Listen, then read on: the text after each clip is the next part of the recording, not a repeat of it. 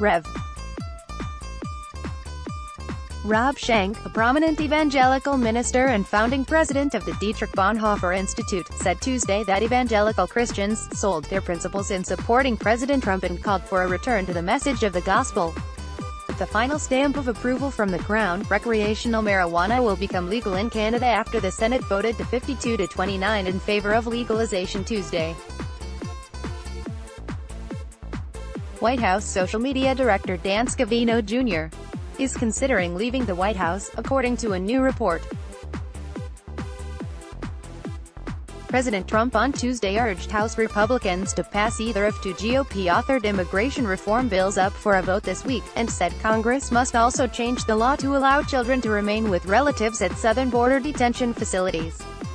The Pentagon has identified the U.S. Navy sailor who died on Sunday as Petty Officer First Class Matthew I. Holzheimer of Tennessee. House Democrats and members of the Congressional Hispanic Caucus heckled President Trump over his administration's policy of separating children from their families at the border Tuesday as he left a meeting with the House GOP conference. President Trump on Tuesday formally revoked an order that former President Barack Obama issued after the massive BP oil spill 8 years ago, an effort to promote domestic offshore energy production. President Trump's personal attorney Michael Cohen is open to sharing information on Trump with investigators, despite previously claiming he would take a bullet for the president, a new report says.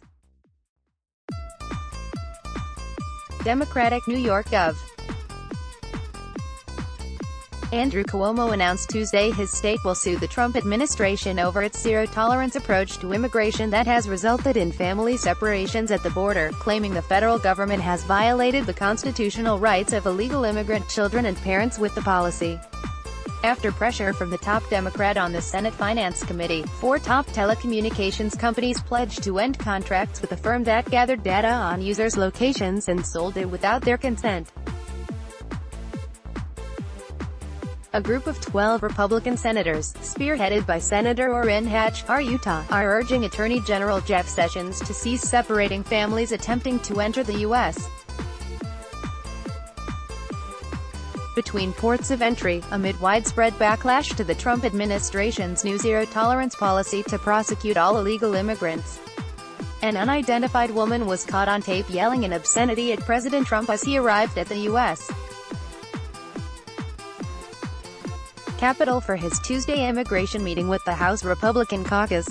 Rudy Giuliani revealed he was interviewed by the FBI in February about his 2016 comments about a surprise coming before the presidential election that would benefit then-candidate Donald Trump.